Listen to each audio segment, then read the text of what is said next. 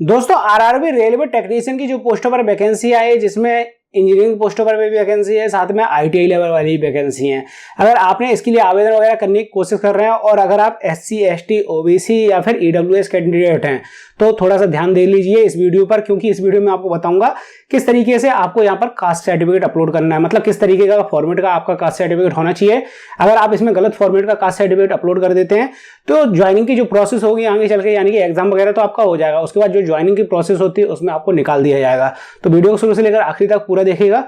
और दोस्तों चैनल पर अगर पहली बार आए तो फटाफट कर लीजिए चैनल को सब्सक्राइब, ताकि फ्यूचर में भी आपको ऐसी जॉब्स और वैकेंसी से रिलेटेड जानकारी को अपडेट्स वगैरह मिलती रहें। अब जैसे कि दोस्तों आपको यहाँ पर नजर आ रहा है, मैंने तो इसका ऑफिशियल नोटिफिकेशन ओपन कर लिया है, जिसके मैं पेज नंबर 33 पर आ गया हूँ। मैं आपको दिखा देता हूँ थोड़ा सा ऊपर जाकर कि भैया ये ऑफिशियल नोटिफिकेशन है इसका, और यहाँ पर स्टार्टिंग और एंडिंग डेट वगैरह भी डली हुई है। फॉर्म से रिलेटेड 9/3/2024 से इसके फॉर्म शुरू हुए हैं और 8/4/2024 तक इसकी लास्ट डेट है। इसी नोटिफिकेशन के आपको आ जाना है पेज नंबर 33 पर। यहाँ पर सबसे पहला जो फॉर्मेट आपको देखने के लिए मिलेगा भैया, ये है फॉर्मेट SC ST कैंडिडेट के लिए। यहाँ पर जो फॉर्मेट है वो इंग्लिश वाला है, लेकिन आपको इसी सेम टू सेम फॉर्मेट में हिंदी वाला भी मिल जाएगा, लेकिन यहाँ पर नहीं मिलेगा, वो आपको ऑनलाइन मिल जाता है। लेकिन ध्यान देने वाली चीज ये है दोस्तों, यहाँ पर जो कास्ट सर्टिफिकेट का फॉर्मेट है SC ST कैंडिडेट वालों का, वो है सेंट्रल लेवल का फॉर्मेट। अगर आपने पहले कभी ध्यान नहीं दिया अपने कास्ट सर्टिफिकेट पर तो आपको थोड़ा सा ध्यान देना है। यहाँ पर जो फॉर्मेट आपको नजर आ रहा है वो कास्ट सर्टिफिकेट सेंट्रल वाला है। यानी कि दोस्तों अगर आप आरआरबी रेलवे टेक्नीशियन की पोस्ट के लिए आवेदन वगैरह कर रहे हैं तो आपके पास आपका सेंट्रल लेवल का कास्ट सर्टिफिकेट होना चाहिए।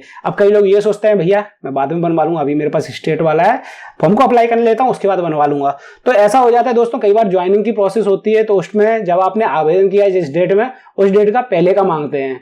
तो आपको यहाँ पर थोड़ा सा ध्यान देना है कि आप पहले सबसे पहले कास्ट सर्टिफिकेट बनवा लीजिए। जल्दी बन जाता है, टाइम नहीं लगता है, 1-2 दिन में आपके पास बन के मिल जाएगा। आपको बस अपनी नजदीकी कचहरी वगैरह में जाना पड़ेगा, क्योंकि वो ऑफलाइन बनता है, ऑनलाइन तो नहीं बनता। ऑनलाइन बनता है स्टेट वाला, हमारे स्टेट में तो यही रहता है। अब आपके स्टेट में कुछ अलग हो तो मैं कह नहीं सकता। हमारे स्टेट में क्या रहता है दोस्तों, जैसे कि किसी कैंडिडेट के पास स्टेट वाला कास्ट सर्टिफिकेट है तो वो सेंट्रल वाला बनवाने के लिए जाएगा अपनी नजदीकी कचहरी में, और वहां पर जाकर कुछ लोग बैठते हैं, उन्हें बैठे मिल जाएंगे, वहां पर जाकर बोले भैया ऐसे ऐसे हमें कास्ट सर्टिफिकेट बनवाना है सेंट्रल लेवल का, तो वो आपसे फोटोकॉपी वगैरह मांगता है, आधार कार्ड वगैरह मांगता है, साथ में इसका एक प्रिंट आउट वगैरह रहता है उनके पास पहले से ही। सेम टू सेम ऐसा ही रहेगा, इंग्लिश में अगर होगा और हिंदी में भी ऐसा ही सेम टू सेम रहेगा, बस जितनी ये चीजें इंग्लिश में लिखी हुई है वो हिंदी में हो जाएंगी। फॉर्मेट सेम टू सेम यही रहता है, बिल्कुल ऐसा का ऐसा ही।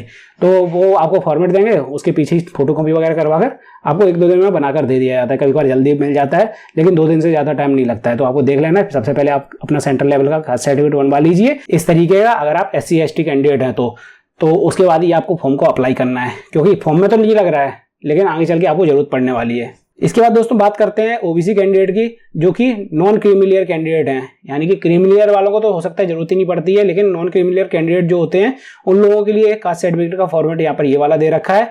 इसी फॉर्मेट का आपके पास कास्ट सर्टिफिकेट होना चाहिए। तो आपके पास जो भी कास्ट सर्टिफिकेट है वो आपको चेक कर लेना है इसी फॉर्मेट का है या फिर नहीं है, और ज्यादा पुराना भी नहीं होना चाहिए, क्योंकि कास्ट सर्टिफिकेट सेंट्रल लेवल का जो होता है वो दोबारा से बन जाते हैं, कोई दिक्कत नहीं आती। ज्यादा पुराना हो गया है तो आपको फिर से बनवा लेना है। SC ST कैंडिडेट भी अगर आप हैं तो भी आपको कास्ट सर्टिफिकेट दोबारा से बनवा लेना है। अगर ज्यादा पुराना हो गया वो बन जाता है, उसमें कोई दिक्कत नहीं आती। लेकिन हाँ स्टेट लेवल का दोबारा से नहीं बनता है, लेकिन सेंट्रल लेवल का बन जाता है। तो ये तो बात होगी ओबीसी लेवल के कैंडिडेट के लिए। इसके बाद दोस्तों इसी नोटिफिकेशन पेज नंबर 36 पर यहाँ पर जो ईडब्ल्यूएस कैंडिडेट है उनके लिए भी कास्ट सर्टिफिकेट दे रखा है। तो उनका भी कास्ट सर्टिफिकेट यहाँ पर दोस्तों सेंट्रल वाला ही दे रखा है। ओबीसी के लिए भी कास्ट सर्टिफिकेट जो है वो सेंट्रल वाला ही था, SC ST के लिए भी कास्ट सर्टिफिकेट जो था वो सेंट्रल वाला ही था, और ईडब्ल्यूएस कैंडिडेट को भी जो कास्ट सर्टिफिकेट अपलोड करना है वो भी सेंट्रल वाला ही करना है, क्योंकि ये सेंट्रल लेवल की वैकेंसी है तो सभी सर्टिफिकेट इसमें सेंट्रल वाले ही लगेंगे।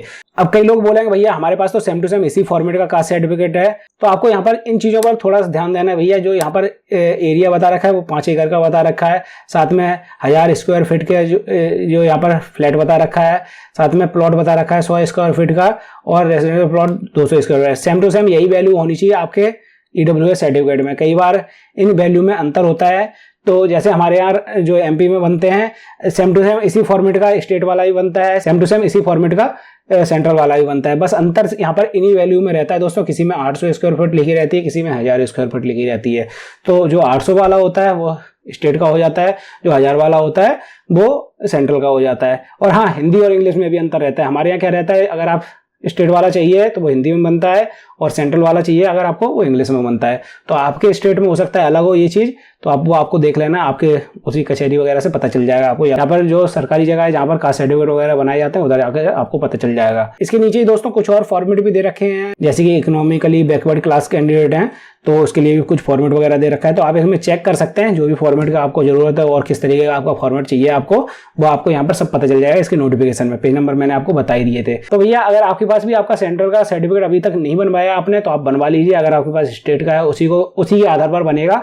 अगर आप उसको लेकर जाएंगे तो ये आपका सेंट्रल का बनने वाला है। अगर आप उसको लेकर नहीं जाएंगे सेंट्रल वाले स्टेट वाले को तो आपका सेंट्रल वाला भी बनाकर नहीं देंगे।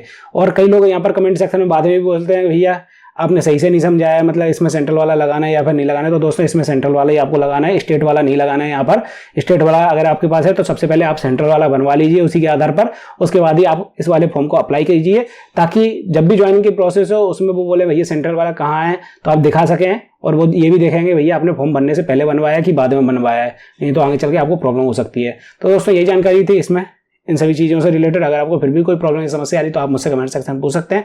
अगर आपको और भी कुछ प्रॉब्लम वगैरह दूसरे फॉर्म से रिलेटेड आ रही है तो वो भी कमेंट सेक्शन में पूछ सकते हैं। और हाँ, अगर आप इसके लिए आवेदन वगैरह करना चाहते हैं तो अकाउंट क्रिएट करने से रिलेटेड जानकारी आपको ऊपर वाली वीडियो में मिल जाएगी। और अगर आपको इसमें फोटो सिग्नेचर वगैरह अपलोड करने में प्रॉब्लम आ रही है तो नीचे वाली वीडियो जरूर देखिएगा।